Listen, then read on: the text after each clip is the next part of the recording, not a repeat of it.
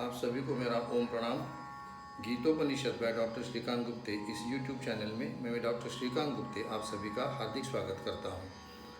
हम चर्चा कर रहे हैं श्रीमद् भगवद गीता का दूसरा अध्याय सांख्य योग के बारे में, और अभी तक हमने 38 श्लोकों का विचार किया हुआ है, जिनका 2 खंडों में हमने विभाजन किया था।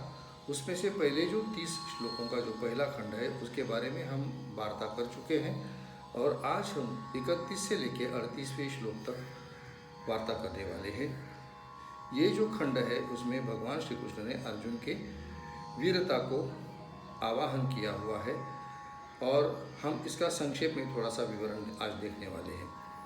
भगवान श्री कृष्ण ने अर्जुन को पहले 30 श्लोकों में आत्मा के बारे में विवेचन करने के बाद में जब कहा कि अर्जुन, अपना खुद का जो धर्म है उसको देखते हुए भी तुम्हें इस तरह से इस युद्ध से विकम्पित नहीं होना चाहिए, विचलित नहीं होना चाहिए, क्योंकि तुम एक क्षत्रिय हो और क्षत्रिय का धर्म है युद्धे च अपि अपलायनम, मतलब युद्ध से कभी भी मुकर नहीं जाना, युद्ध से कभी दूर नहीं हो जाना, युद्ध से कभी भाग नहीं जाना।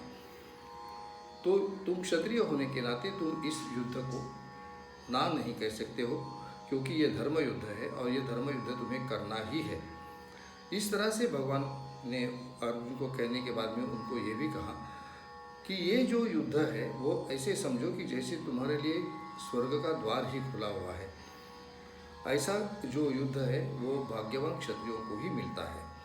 और आगे भगवान ने कहा कि अगर तुम इस युद्ध में तुम्हारी मृत्यु हो जाती है, हतोवा प्राप्यसी स्वर्गम, अगर तुम इस युद्ध में मारे जाते हो, तुम्हारी मृत्यु हो जाती है तो तुम्हें स्वर्गलोक की प्राप्ति हो जाएगी, और अगर इस युद्ध में तुम जीत गए तो तुम्हें पृथ्वीलोक का राज्य मिलेगा। इसलिए तुम्हें ये युद्ध करना ही है। और आगे भगवान ने कहा था कि सुख और दुख, लाभ और हानि, जय और पराजय, इनका विषय छोड़ दो, इनका विचार छोड़ दो और युद्ध करो। ऐसा करने से तुम्हें पाप नहीं लगेगा। ये भगवान ने ये युद्ध करने से अर्जुन को क्या मिलेगा इसके बारे में कहा, और क्या ये युद्ध न करने पर अर्जुन को क्या मिलेगा ये भी भगवान ने कहा है।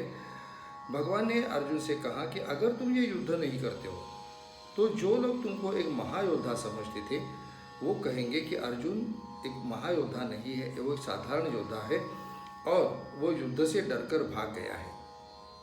इस तरह से तुम्हारी अपकीर्ति होगी, तुम्हारी निंदा की जाएगी, तुम्हें दूषण दिए जाएंगे, और तुमने आज तक इतने सालों तक जो तपश्चर्या, जो परिश्रम करके तुमने जो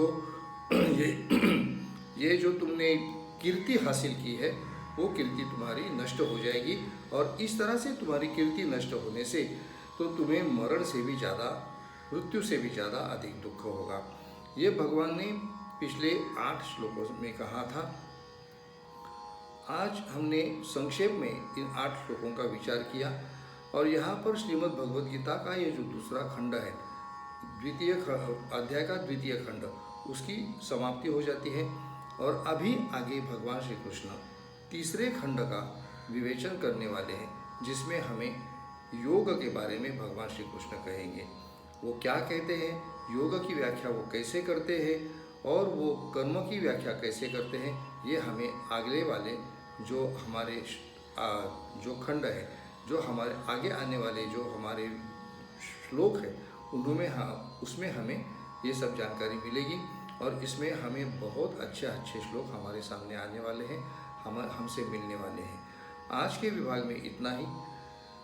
आपको ये मेरा प्रयास कैसा लगता है ये आप मुझे ज़रूर बताइए, और गीतोपनिषद बाय डॉक्टर श्रीकांत गुप्ते इस यूट्यूब चैनल से जुड़े रहिए। ये छोटे छोटे जो 5 या 6 मिनट के जो एपिसोड्स हैं, इन्हें लाइक, शेयर या सब्सक्राइब ज़रूर करिए, और अपने इस प्रवास में हमेशा मेरे साथ जुड़े रहिए। आप सभी को मेरा जय श्री कृष्ण।